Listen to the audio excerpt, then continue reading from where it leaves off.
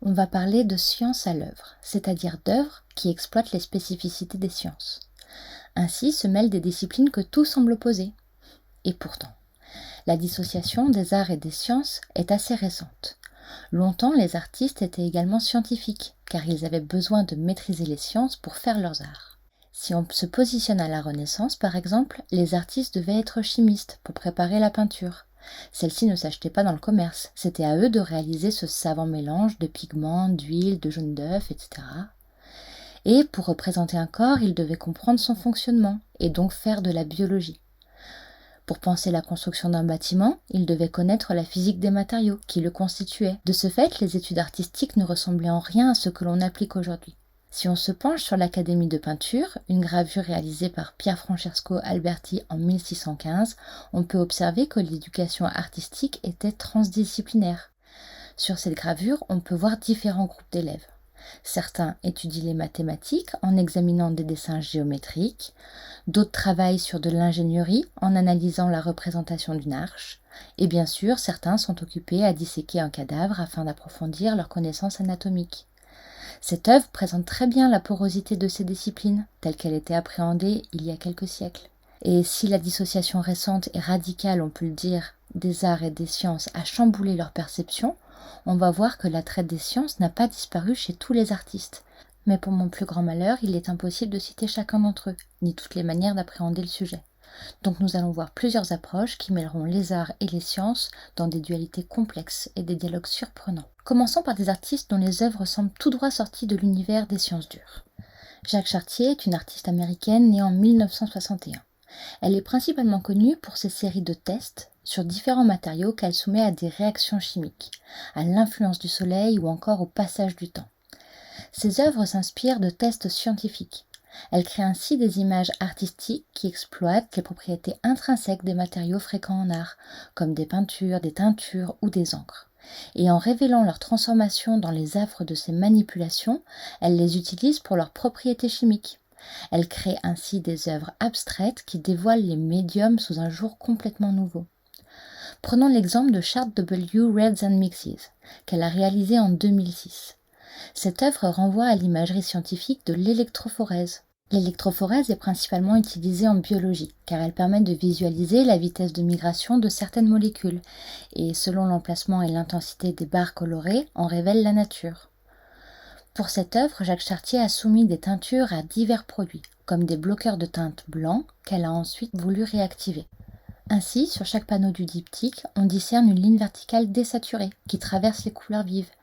Mais on peut également voir que les teintures n'ont pas toutes réagi de la même manière, qu'elles n'avaient pas la même sensibilité face à cette manipulation.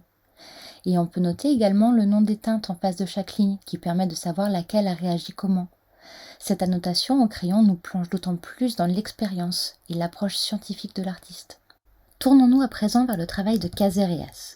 Cet artiste américain crée des œuvres génératives qui se basent sur des programmes informatiques. Le protocole de création est donc central dans son art, si bien qu'en 2001, il a carrément développé son propre langage de programmation, Processing, en collaboration avec Ben Fry, un docteur du MIT, spécialiste de la visualisation des data, la visualisation des données numériques. Ce programme Reas l'utilise notamment pour sa série Process, mais ce qu'il faut noter, c'est que celui-ci est en open source et est sans cesse enrichi par une communauté d'utilisateurs et a pris une belle ampleur. Ainsi, si Process est une série focalisée sur des représentations de formes de vie, ce programme s'est étendu à l'architecture par exemple. Maintenant, focalisons-nous sur son œuvre T, son Process 10 réalisé en 2004. Cette installation réunit plusieurs projections sur des disques de différentes tailles, suspendus à quelques centimètres au-dessus du sol. Chaque disque envoie une image évolutive différente, mais sur chacun, ce sont des formes organiques qui se déploient. Ces cercles suspendus aux allures de boîtes de pétri semblent être une accélération d'une prolifération de bactéries. Ce sont en fait le résultat d'interactions complexes issues d'un programme informatique.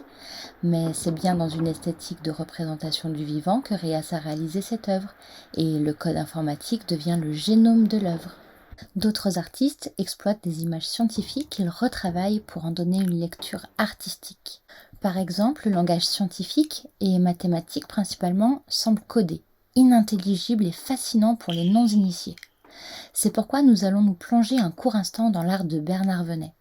Et si ces lignes indéterminées, des sculptures en acier sont installées dans beaucoup d'espaces publics à travers le monde, il a également beaucoup travaillé la plasticité des mathématiques, plus particulièrement la plasticité du langage mathématique. En effet, il a réalisé de très nombreuses toiles peintes, qui présentent ou exploitent des formules mathématiques comme graphie de l'œuvre. Le dessin devient formule et les mathématiques deviennent art. Parfois, ces formules se superposent, mais pas toujours. Ses œuvres sont souvent colorées, mais parfois non.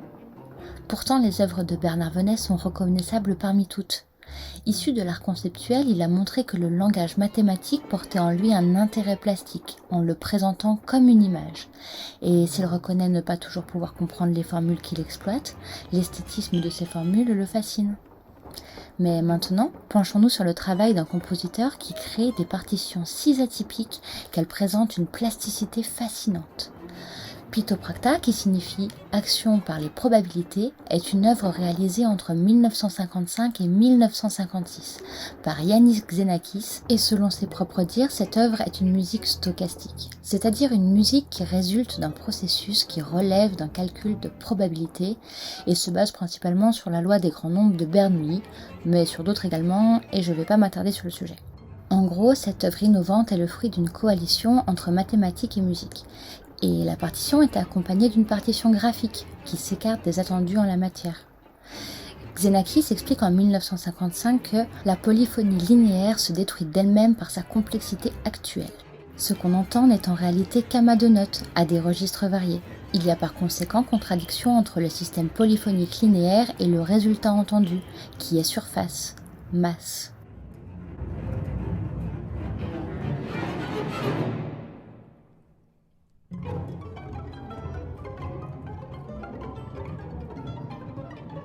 Ainsi, il a représenté cet amas de notes, cette surface sonore, cette masse perceptible à l'oreille, pour la rendre visible à nos yeux. On est donc face à une partition graphique qui transpose le son en images, en révélant dans une évidence son lien aux mathématiques. Échappons-nous du monde mathématique pour nous rendre dans le monde médical, qui est source de surprenante exploitation. Tout d'abord, parlons d'Annie Catrel et de son œuvre Sense, réalisée entre 2001 et 2003 en collaboration avec plusieurs docteurs. Elle représente des zones du cerveau d'un individu selon l'activation de ses 5 sens. Ainsi, nous sommes face à 5 sculptures aux allures abstraites, mais qui sont chacune la représentation de la stimulation d'un sens dans le cerveau. Pour créer cette œuvre, les données sont collectées à l'aide de scans IRMF, l'imagerie par résonance magnétique fonctionnelle. En très rapide, l'IRMF ainsi exploité permet de mettre en évidence les différences de consommation d'oxygène dans le cerveau en fonction des activités effectuées par le sujet. Cela permet alors de mettre en relation les fonctions du cerveau et son anatomie, et donc de définir la zone du cerveau qui est activée en fonction des différents stimuli. Mais qu'a fait Annie Catrel ? Elle a traduit les données en un modèle plastique tridimensionnel qu'elle a ensuite recouvert d'or. Ces 5 sculptures sont donc la modélisation dorée des zones du cerveau activées par chacun de nos sens. Et c'est vrai qu'il y a quelque chose de fascinant dans les images du cerveau, car celui-ci, on ne le connaît que très peu. De ce fait, il est normal que les images du cerveau soient exploitées par des artistes. Susan Altworth exploite également des images du cerveau pour créer sa série de gravures Brainscape. Elle a utilisé des angiogrammes cérébraux de 30 patients. Les angiogrammes sont des clichés radiographiques, des artères et des veines qui se révèlent grâce à une teinture à fort pouvoir de contraste. Ainsi, ces œuvres reflètent des zones où le sang circule dans le cerveau de ces patients. Il est également intéressant de souligner que celle-ci collabore avec des chercheurs qui travaillent sur la physicalité de la conscience.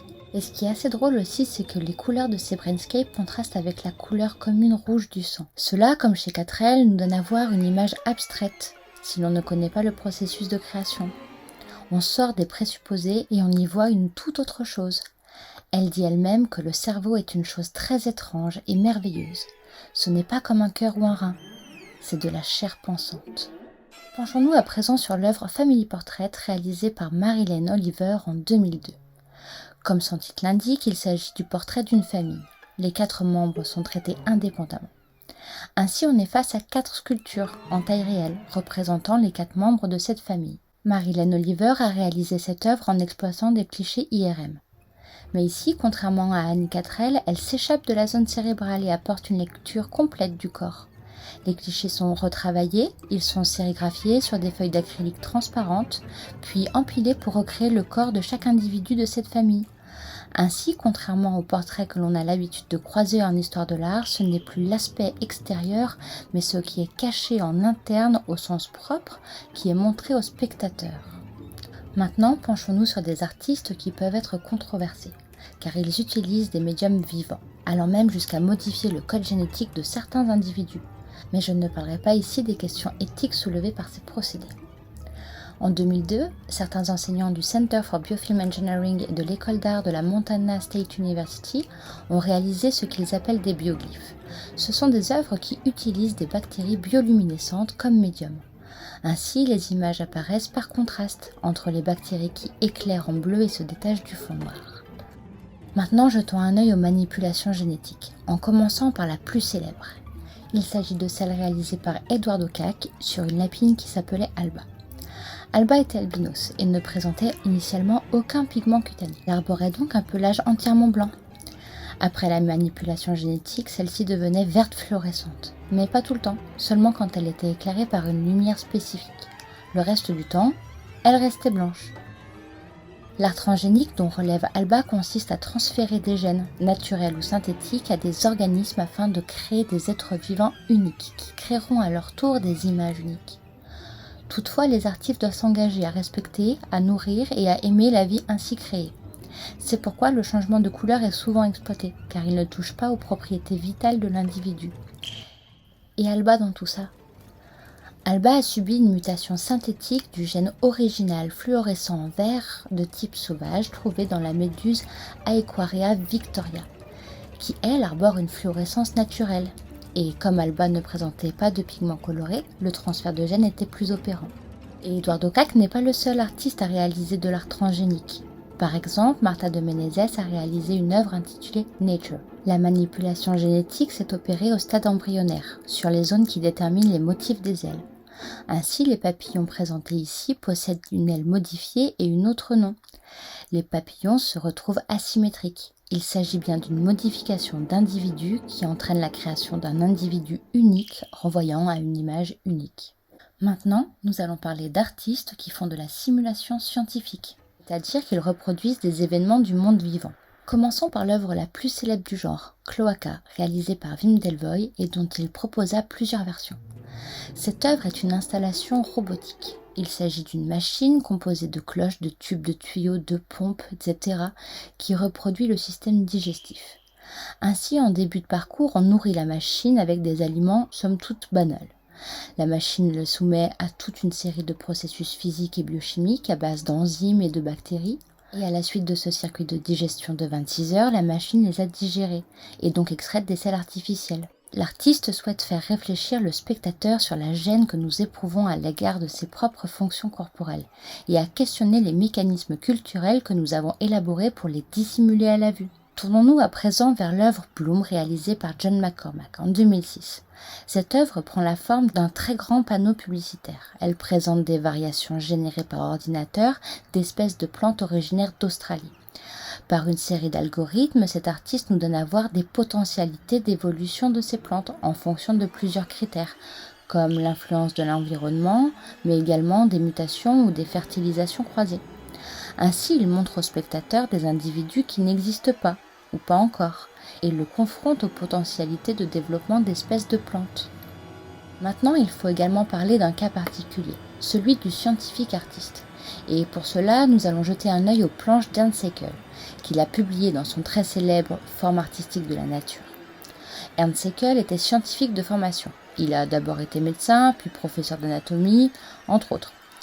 Pourtant, ces planches révèlent une plasticité indéniable, avec une recherche dans la composition symétrique très importante, faisant écho à la symétrie présente dans la nature et dans les espèces qu'il représentait. En effet, pour Ernst Haeckel, la biologie et l'art s'apparentaient. Il voyait une beauté inhérente au monde des micro-organismes unicellulaires, dans les planctons ou encore les méduses.